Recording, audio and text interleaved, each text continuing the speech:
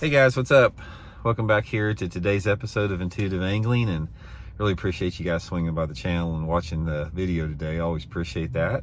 And we're going to be talking about the shad spawn today, how to catch bass during the shad spawn, which primarily occurs in the month of May. And at the time of filming this video, we are in the middle of May. It's shad are spawning around a lot of different parts of the country right now, unless you're way up north or way down south. But I want to talk a little bit about the shad spawn, sort of explain it to you if you don't know much about it, and talk about ways to capitalize on it, baits to use, that type of stuff. So we're going to get into that in today's episode. And also, guys, I will link in my Tackle Warehouse link some of my favorite lures to fish to catch bass on during the shad spawn. So if you guys would like to use and bookmark that link to pick up some of these shad spawn lures, a good way to support the channel. And also, guys, I want to invite everybody to please check that description out too. We have our Fish the Moment lake map breakdowns up for summer right now. Great resources to get some good spots on your favorite lakes for the summer months. So I'll put all those links in the description of the video, and really appreciate the support there.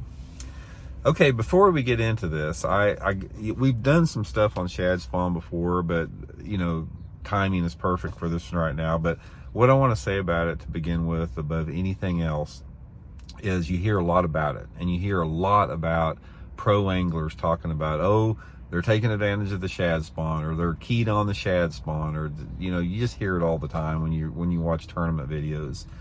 But the thing about it is, in my opinion, out of bass fishing as long as I have all over the country, the shad spawn bite, or the shad spawn technique, whatever you want to call it, is probably the most overrated bass fishing technique I have ever seen in my life.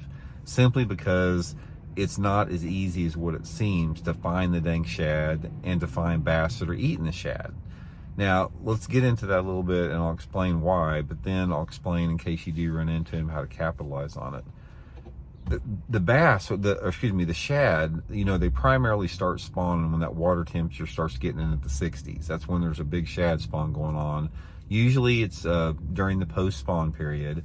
And what they like to do is, the shad like to lay their eggs around some type of hard object. So some of my favorite places to look for shad at when they're spawning is like along the floats of boat docks. They love to spawn like on the floats of boat docks. Against the bank, against any rock. Riprap banks are good areas. Rocky banks are good areas.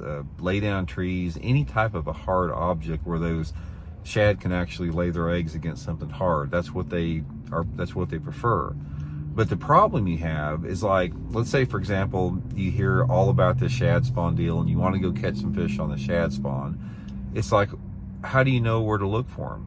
You know, the answer is you don't. You find shad spawning where you find them at. So in my own situation here, I never go out and try to formulate a game plan about looking for the shad spawn bite, because it's so haphazard and it's so random.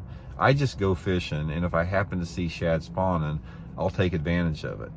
Now, there's a couple things that you can do to sort of like, increase your odds or opportunities to do that. In my own opinion, the key areas that I have seen the most shad spawning in are the type of areas where those bass have also spawned in, or the flatter type areas. Those seem to hold more spawning shad. A lot of it is that if you have an area that's got a lot of hard cover and it's a little bit more protected, those are good areas.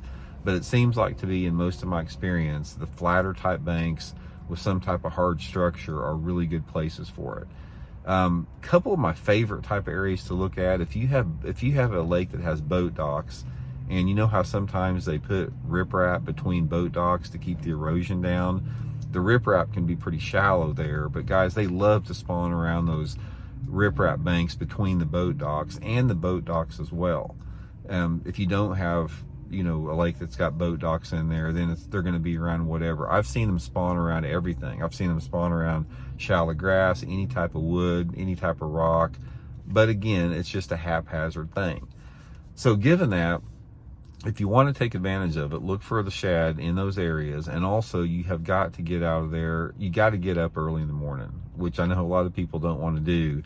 But the shad spawn is a low light deal. It always works better on overcast days. That's why it lasts longer on overcast days, because your light intensity is a little bit less. But if it's a normal day, like right now, where it's sort of partly cloudy, you've got to get out there at daylight, because it only lasts for a couple hours. It can last for more than that, like I said, if it's a rainy or cloudy day, but it's basically an early morning thing. That's one of the reasons why a lot of people haven't capitalized on it, and a handful of people have. But given that, before we get into the techniques on how to catch it, one thing I want to assure you guys, if you can't get this going and it doesn't work for you, don't feel bad about it, because it doesn't work for a lot of people. In fact, it works for fewer people than it does for more people. So if you're frustrated about it and say, man, I just can't find these shad, or I've never been able to catch them around the shad spawn, you're not alone. So that's one thing I want to preface. Okay, now next thing with that is, if you do find them spawning, that doesn't necessarily mean there's going to be bass there. One of the things that I like to do when I approach some type of a shad spawn is I like to really just hang back for a little bit and watch them spawn, and to see if I see any surface activity. Because if bass are actively feeding on, shad that are spawning, you'll occasionally see them coming up and grab one.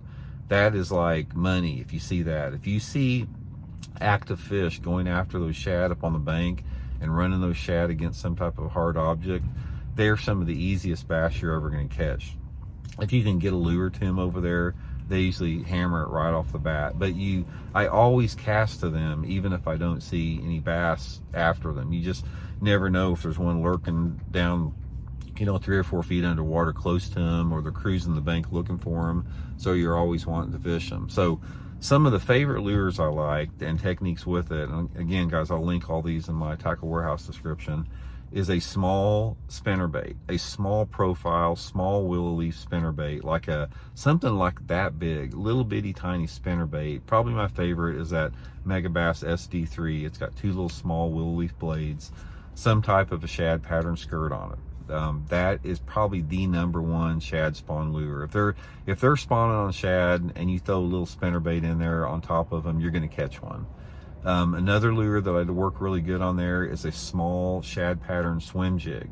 I like that Megabass Uzo swimmer. It's a little 3/16 model. That's only about probably 2.5 inches long. That little swim jig is outstanding.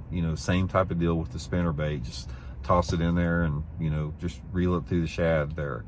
Now, another one that a lot of people don't fish, there's 2 more I want to talk about, but a lot of people don't fish this, is some type of a shad pattern or baby bass pattern soft plastic stick bait on a wacky rig. So my favorite is to take just a 5-inch soft plastic stick bait, hook it in the middle, baby bass is probably my favorite color, and throw it up there in those spawning shad. If those fish are a little bit more reluctant, or if they're hanging out just a little bit deeper, they will go after that, in a second. And also, things like a floating worm or a fluke, you can definitely catch them on that if they're in a little bit more of a chasing mood with it. And finally, the last one I have in the lineup there is a chugger, like a little Pop R or that Megabass Pop Max. The good thing about a little chugger is you can keep it in one place for a long time, and also there's not a better post spawn topwater lure than a chugger against some type of rocky or riprap bank. I'll give you guys one May bass fishing tip. If you have a lake that has riprap on it and you have water visibility of anywhere between, say, 2 to 4 foot in the lake you're fishing, throw a little tiny chugger on riprap early in the morning on a low light condition where there's shade, or if it's cloudy. That's almost a guaranteed fish in the month of May.